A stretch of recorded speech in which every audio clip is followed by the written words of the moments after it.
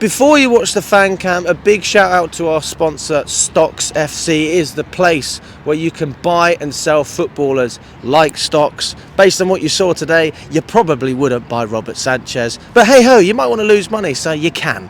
But you can go on there. There's a QR code on screen as well as a link in the description. It is good fun. It's a great way of showcasing your ball knowledge, and hopefully you can make a little bit of money as well. So let me know in the comments how you find it, and enjoy the fan cam.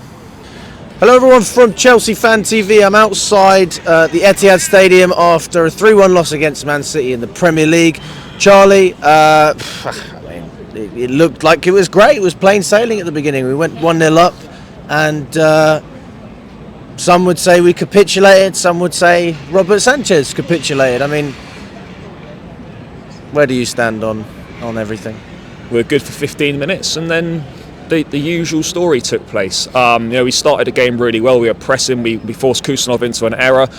We go 1 up. We should have gone 2 goals up. Palmer, I don't know why he didn't just continue that on his own, or he should have played a better pass. The pass was poor as well. But then from that point onwards, mate, it was shocking, absolutely shocking. I thought it was a cowardly performance today. Really, cowardly? Yeah, really did, mate. We paid them way too much respect. We were way too negative with our approach. That team's there to be got at, and we just retreated into our shells, and I think it was a coward's performance today from the team. So many mistakes we made today, so many. How many warnings do we need in that first half with Vardiol getting in behind and getting in dangerous positions? How many chances do we need to give him before he scores? About 3 or 4, isn't it? 3 chances we're giving. You're making Vardiol look like Prime Henry on the left-hand side. You've got the wingers are way too deep.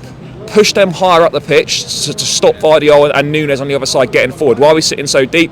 Madueke's defensive tracking back today was absolutely shocking. If he just continued with Vardiol, he would have got there before him. He would have stopped that equalising goal. I don't know how he's played 90 minutes. And just in general, mate, the gaps between the defence was way too big today, between centre-backs, between centre-back and full-back, winger and full-back. How many times was that ball over the top when they were in? How many times? Every fucking time almost. It was arguably probably our worst performance of the season. It was really embarrassing. Our worst performance of the season? I think it quite possibly could be, mate. What did we do good today? Our worst? Tell me what we've done well today. We scored? No, what did we do well? Well, that's what we did well. We scored. Yeah, but other than that, what have we done well in that game? Well, on the ball, off the ball, abysmal today. And, you look at what's on the pitch there, we spent a lot of money. And look how much we still need. I wonder today if that... Maresca never makes early subs. I wonder if that Nkunku for Jackson sub today was him sending a message that we need a striker and we need one now. When Jackson's struggling, no goals in the last 7 games or whatever it is, and your option to bring someone on is Nkunku, who's not a 9, who's been shit this season, and he's agreed personal terms with Bayern Munich and don't even want to be here, and that's your option. He had about 5 touches when he come on. Like, what is going on with this so-called project? We've got no striker 3 years in. We've got no top-draw centre-half 3 years in. Don't even let me get started on that criminal in goal, because that is absolutely disgraceful. And you got Maresca saying, "Oh, it doesn't matter. It doesn't matter. Everyone makes mistakes. Noni misplaces crosses, Caicedo misplaces passes. So that's fine today. We'll just allow that to happen. That doesn't matter. He's made a mistake, but everyone makes mistakes. Difference is, outfield players' mistakes generally don't cost you games and cost you goals and points like Sanchez has done today. I've had enough of it, mate. It's absolutely criminal. At this point, we're committing self-sabotage by continuing to play him in goal. And clearly there must be club politics at play. I refuse to believe that Maresca is a stupid individual. He knows that Robert Sanchez is not good enough. He knows that he's not good enough. And yet he constantly defends him in public more than any other player. And it's clear to me that something above is being told to Maresca that he has to play him. Some sort of politics in the club. Where there's this Ben Roberts clown who's got way too much power at the club, who was involved in bringing Sanchez here in the first place. But no one who's got sanity, or no one who's got a brain cell, is continuing to pit Robert Sanchez with this whole dossier of evidence that the guy is just dog shit. Yeah. I mean, I have to admit, I thought Sanchez was so poor. I didn't understand the thinking with the Haaland goal. You either go forward or you go backwards. Why? I mean, there was, what is it they say? Fight, freeze, or flight, or something like that. And he just froze. I mean, that's the worst thing you can do. You can make a mistake, but he didn't even commit. He went half and half, and that's what frustrated me. So if you're going to go for Haaland, Go out to him, for crying out loud, own it. Mate, and he pulled out at the last second. We're not going to go anywhere as a football club with Robert Sanchez in goal. We are not going anywhere. We are making zero progress if you continue with this guy in goal.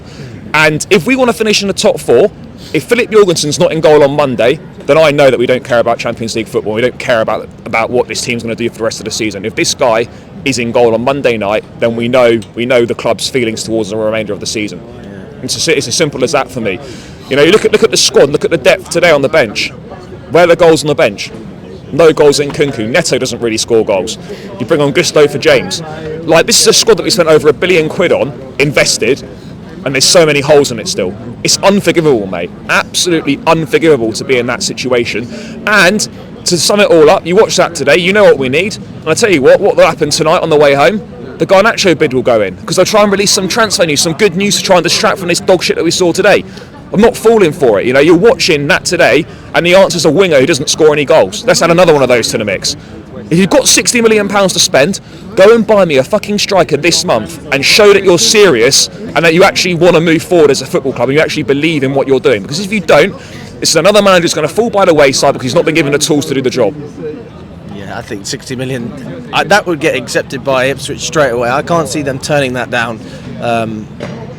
He's only had half a good season in the Premier League, and I think Chelsea fans would be very happy with that, but we're moving quite slowly, and we were moving quite slowly as well on the pitch at times. It looked, especially when we conceded that second goal. See, I didn't think it was a lack of effort. I honestly feel like the players gave 100%, but I think that once Sanchez made that mistake, the energy was just sacked out of the team, and I would feel the same. I don't even blame them for that, because you just let me down. I've put all this effort in. Look, we're not winning the game, but we're in the game, and you fucked it up.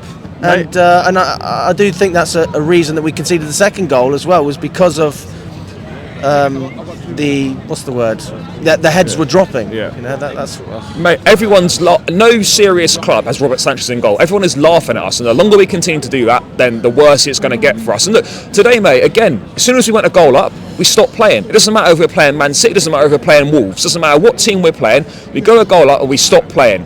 Why is that happening? The questions have got to be asked to the manager. It's 1 win in 7 now. What are we doing to try and change that? Yes, we need to add a couple players, but why are the existing players?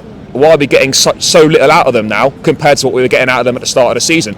Were we just overperforming massively, and now we've just reverted back to what our level is and what this level of play, what the level of these players are? I don't know, but something has got to change urgently, mate. We're 1 win in 7. We're 6th in the table now. Yes, we're still within touching distance, but if we do not get a striker this month and bring back some midfield cover, then we are not going to get Champions League football next season, and it's going to be probably another manager coming in next summer, because that's all they'll do. They'll blame the manager when actually the problems are above him and the tools aren't being given to him. So the whole club, mate, today, well, just in general, is a fucking embarrassment again right now.